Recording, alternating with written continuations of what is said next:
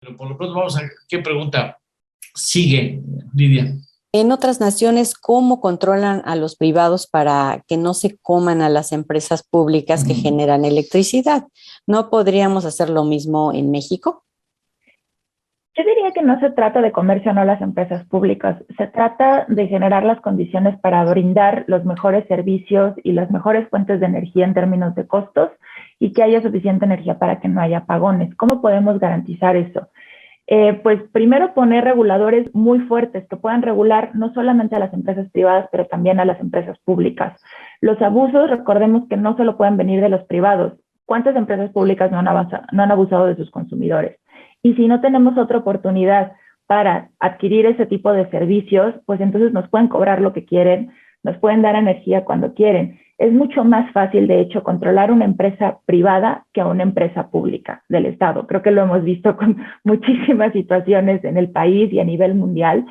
Y aquí se trata de generar nuevamente esas condiciones para que tengamos energía, para que atienda nuestro crecimiento económico, nuestro crecimiento social y que todos la podamos pagar en términos reales, no a base de subsidios, no a base de distraer recursos federales de otro tipo de servicios públicos que sí necesitamos y que sí son obligación del Estado para subsidiar los costos de la empresa más cara de generación que tenemos en el país, que es CFE.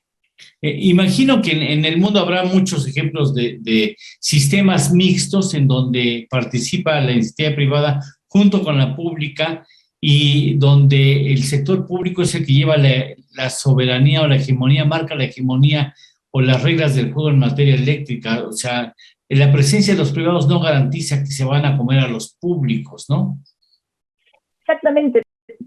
La rectoría del Estado siempre existe en cualquier tipo de mercado eléctrico mediante la regulación. Necesitas tener árbitros fuertes que definan las reglas del juego, que hagan que se respeten, que eso es, yo creo que la parte más importante, porque no sirve de nada tener reglas si nadie las respeta o no te penalizan por no respetarlas, y en determinar hacia dónde quieres que vaya tu matriz. Si ponemos una meta del 35% de energías limpias al 2024, entonces la política pública debe de hacer todo lo posible porque cumplamos esa meta. Pero aquí tenemos obviamente una falta de comunicación entre una cosa y otra, ¿no? Tenemos unas metas que el Estado no está viendo que se cumplen y esas metas no han cambiado. Bien, la siguiente. ¿Cómo se determina cuál es el margen de ganancia de una electricidad generada por privados? ¿Lo hacen ellas o lo hace el gobierno y no hay autoridad que evite abusos actualmente? La autoridad que regula que todos los participantes cumplan con la regulación y se eviten manipulaciones de mercado o, por ejemplo, cobros injustificados o que, por ejemplo, no te cobren más de la tarifa regulada que apruebe la Comisión Reguladora de Energía, es justo este ente, la Comisión Reguladora de Energía, que esta propuesta de reforma constitucional está buscando que desaparezca. Y esto es súper peligroso porque es el árbitro del sector eléctrico que vela en primer lugar por los intereses de los consumidores.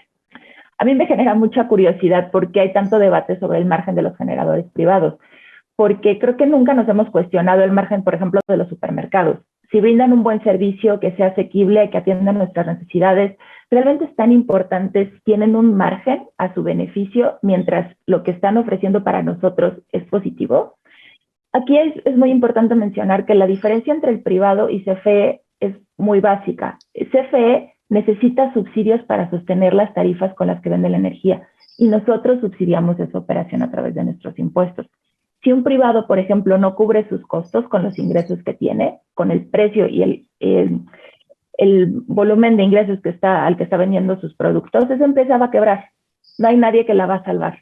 Entonces, el privado tiene un incentivo de ofrecer el mejor producto en términos de precio, de características, porque si no quiebra. Y si además el privado tiene un beneficio al vender energía barata, limpia, invertir en México, generar empleo, contribuir a que nuestro país sea más competitivo, ¿por qué cuestionamos los márgenes? ¿Por qué no mejor cuestionamos las pérdidas de CFE y que cada año se le incrementan los subsidios y el derroche de nuestros impuestos en subsidiar esas ineficiencias de esta empresa? ¿Por qué el gobierno afirma que la CFE está obligado a comprar electricidad a los proveedores privados? ¿Eso es cierto? Pues porque tiene contratos y los contratos te obligan a cumplirlos. Pero les explico un poquito cómo funcionan los contratos. A ver, CFE firmó contratos con centrales privadas a costos que son mucho menores que sus propios costos de generación.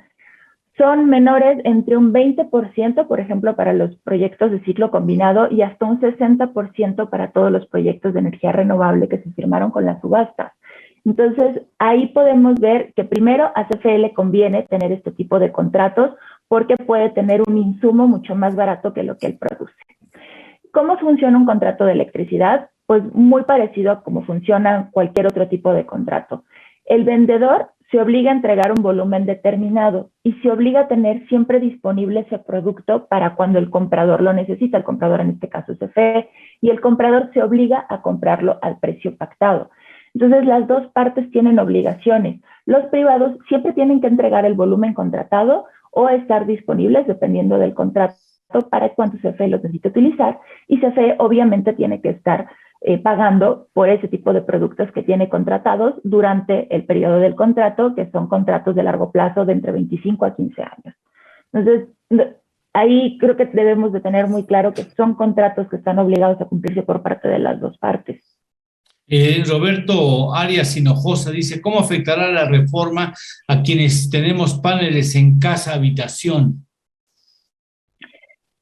Ha habido mucha discusión acerca de eso, pero me parece que el principio es muy básico y el gobierno ha sido muy explícito en lo que está buscando. Es en regresar a todos los consumidores a CFE, es decir, que CFE es el único proveedor.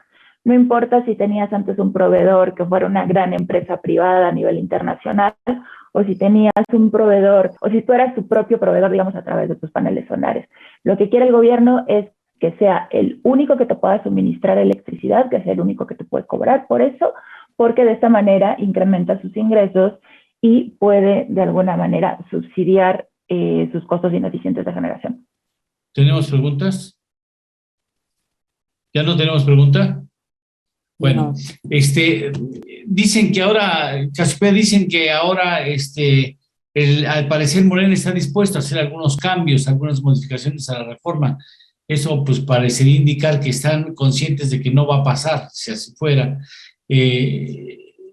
Por ejemplo, el mantener la Comisión Reguladora de Energía, SENACE, pueden ser, digamos, buenas noticias para los que no participamos de la idea de que la reforma es prudente en este momento. Se pueden hacer pequeños cambios, pero si la estructura mantiene el mismo objetivo, que es que solo CFE genere hasta el 54% y que solo CFE venda a los privados, pues seguimos teniendo el mismo perjuicio, de que limitamos el acceso a otras fuentes de energía para todos nuestros consumidores, corremos el peligro de que incrementen esos costos si no subimos los subsidios. Y de hecho, corremos también el riesgo de que CFE no tenga suficientes recursos para invertir al ritmo que necesita el crecimiento de la demanda. Entonces, eso me parece que es la parte que se tiene que cambiar, no solamente dejar a los órganos reguladores. Es muy positivo que se queden los órganos reguladores, no me malentiendan, pero tampoco nos sirven reguladores que no sean independientes, como lo hemos visto a partir de esta administración, en donde desafortunadamente se eliminó toda la capacidad técnica que tenía este órgano regulador de un sector que es netamente técnico, es decir, donde necesitas gente con experiencia que entienda cómo funcionan los mercados eléctricos, que entiendan cuáles son las consecuencias de sus decisiones y que hemos visto que hay una reducción no solamente de personal, de presupuesto, pero también de autorizaciones que se han dado a lo largo de esta administración. Entonces, tenemos hoy un órgano regulador que es básicamente inoperante. Bien, hay más preguntas. Dice, la CFE acá en Monterrey, varias colonias se quedaron sin energía, varias semanas y no tenían transformadores. ¿Cómo le van a hacer para surtir la demanda nacional sin tener interrupciones si no hay privados? Dice Pedro Guerrero. Esa es justamente una de nuestras mayores preocupaciones. CFE históricamente no ha tenido suficiente capacidad de inversión para atender al crecimiento de la demanda en todos los sectores, ¿no? En hacer nuevas plantas de generación, en hacer nuevas redes, en poner transformadores.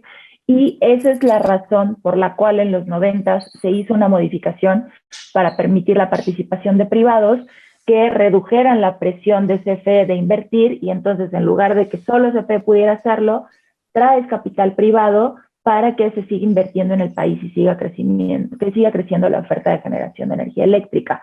Si limitamos esto, pues obviamente ese problema que están platicando en Monterrey lo vamos a ver replicado en el resto del país y yo diría que incluso mucho más grande. Bueno, dice también Manuel Yáñez, dice, gran invitada, conoce y es muy clara, felicidad. Hoy ya tenemos a un grupo de fans de Casiopea Ramírez. Casiopea, en esta ocasión ya te hemos dado mucha data. Te agradecemos infinitamente y espero que te accedas nuevamente a estar aquí con nosotros, todo que ya están haciendo de tu club de fans ahí, entonces pues tendrás que pasar lista. Para futuras ocasiones que seguirán surgiendo dudas, acudiremos a ti si no te es inconveniente y te agradecemos de manera muy especial que estés aquí con nosotros. Muchas gracias. Con muchísimo gusto, muchísimas gracias a ustedes. Gracias, ¿Qué estudiaste? Relaciones internacionales. Ah, muy bien, bueno, muchas gracias. Gracias a ustedes. Gracias, gran expertise de Casiopea Ramírez, gracias. Que tengan buen día. Igualmente, que te vaya muy bien, que tengas un excelente fin de semana también.